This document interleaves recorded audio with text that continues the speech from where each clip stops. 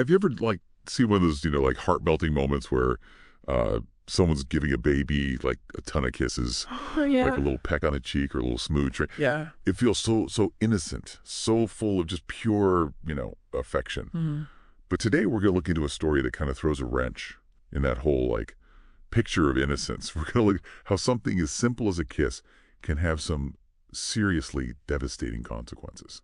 Wow, that's pretty remarkable, right? How something we associate so closely with like care and tenderness can in, these extremely rare cases lead to really significant, even life-altering outcomes. Yeah, It's almost like it highlights the power of this microscopic world and just how vulnerable, especially young children are. for sure. The sources you shared focus on this case of 2-year-old Juwan, and it's really upsetting. Hmm. We had this news report detailing how he lost his sight, and it's from the herpes simplex virus, HSV. And medical professionals think he got it from a kiss. Oh, It's a tough story to hear, but what we want to do in this deep dive is try to really understand how this all happened. right. Explore like the bigger implications of all of this, and then really, extract the most important information from this experience for you, the listener. Yeah, I think that's key here. Like moving beyond just the initial shock of, reading a headline like this Right. and really understanding the medical mechanisms at play, the science behind it, and of course, the emotional impact this has had on this little boy and his family. So let's start by just laying out the timeline. Like, how did all of this unfold? Yeah. So the report tells us that back in August, when Juwan was only 16 months old, he got what seemed like a normal eye infection. Okay. Something where you'd be like, oh, just grab some eye drops, some antibiotics, and we're good. Right, right.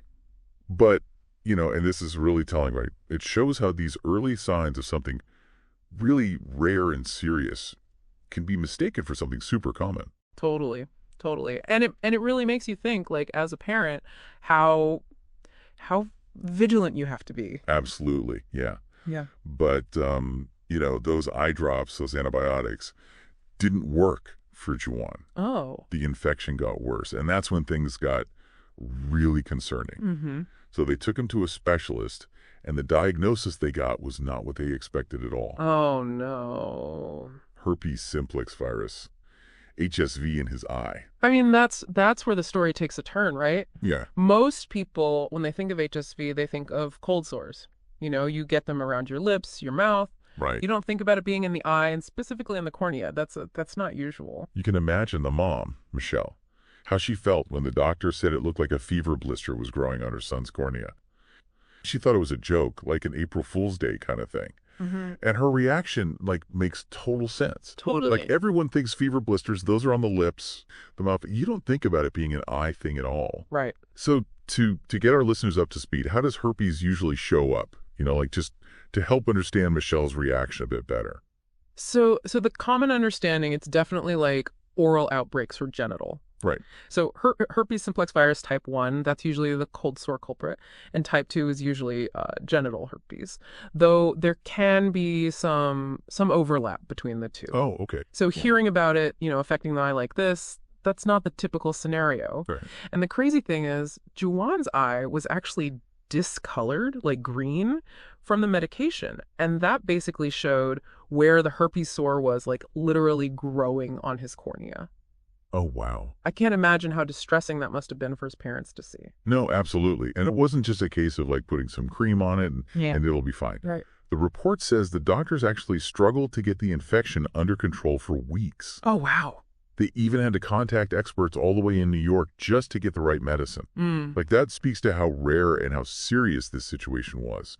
totally. It was definitely not, your typical presentation or treatment plan. They needed like really specialized knowledge and access to very specific antiviral medications. It just shows how important it is to have collaboration and and expertise when dealing with these really unusual medical cases. Yeah, absolutely. And throughout all of this, the parents are dealing with this huge fear. Yeah. The possibility that the herpes could spread to Juwan's brain or even his other eye. Right. Like, that level of anxiety, it's just unimaginable. Yeah, and thinking about how close the eye is to the brain, Right, that makes it a really scary thought with viral infections, for sure. especially with infants because their immune systems are still developing and figuring things out. Right. So yeah, central nervous system involvement, that's a major concern with herpes infections. It's a terrifying thought. Thankfully, the medication eventually did start working, on the virus.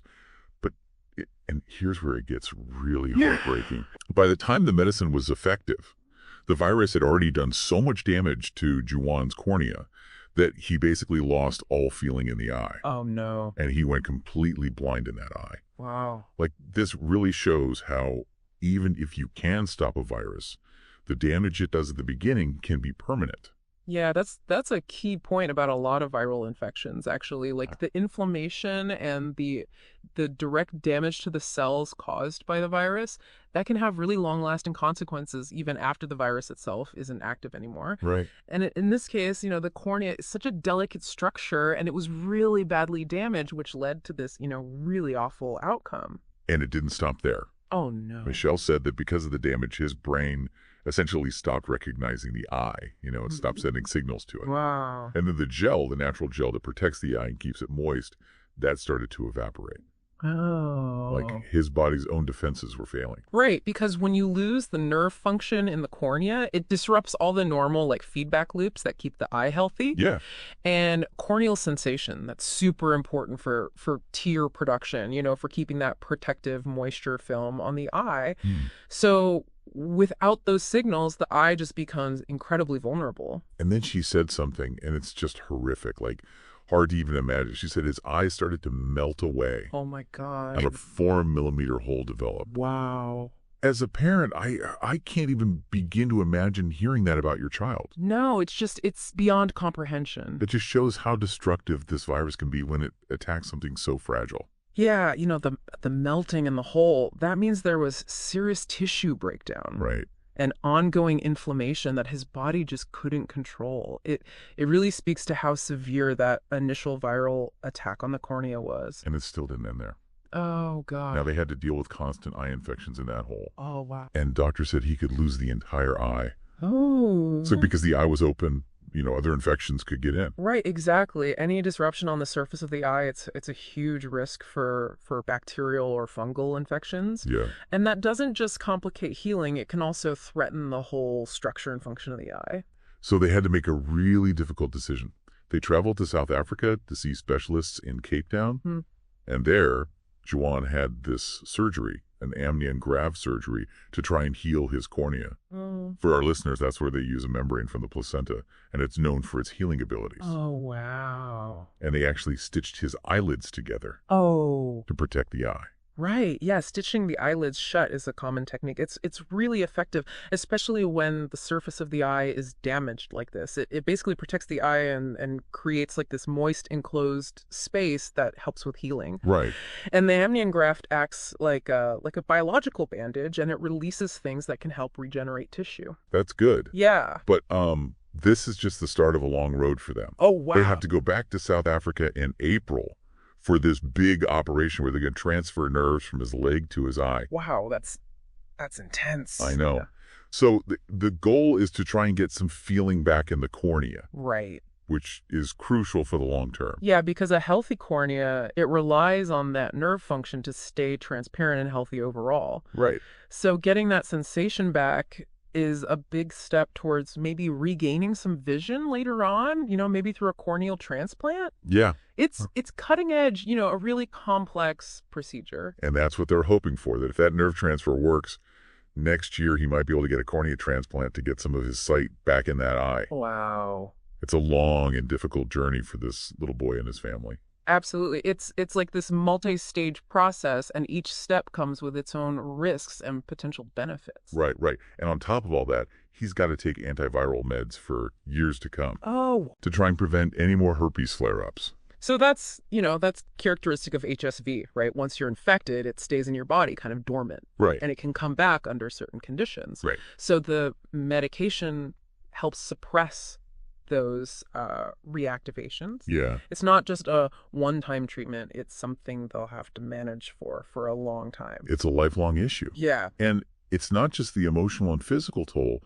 The report also talks about the money. Yeah. The cost of all of this, Oh, yeah. the medication, Right. the flights to South Africa, Right. it's astronomical. I bet. It's really a clear example Right. of how rare diseases, they don't just impact your health. Mm-hmm. They can be a huge financial burden. Right. Often they need help from the community.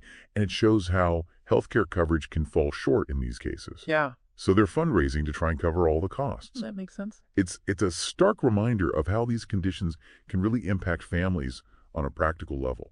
Totally. The financial demands, especially for specialized care that takes a long time and involves traveling abroad and cutting edge treatments, Right. it can be just too much, and adds to the stress of an already really hard situation. Absolutely. So let's step back and look at the medical side of things. How could this have even happened? Yeah. Medical experts think someone with a cold sore, an active cold sore, kissed Juwan near his eye. Oh.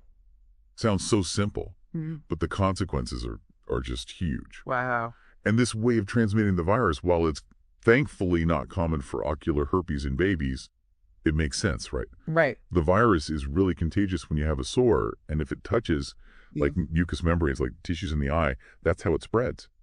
Yeah, and something the report points out is that once you have HSV, it's there for life. It stays in your body. Right. But it can be dormant. You might Wow. not even have symptoms. Right. And that's important because a lot of people carry HSV-1, which usually causes cold sores. And they may get cold sores now and then, but not realize they're contagious.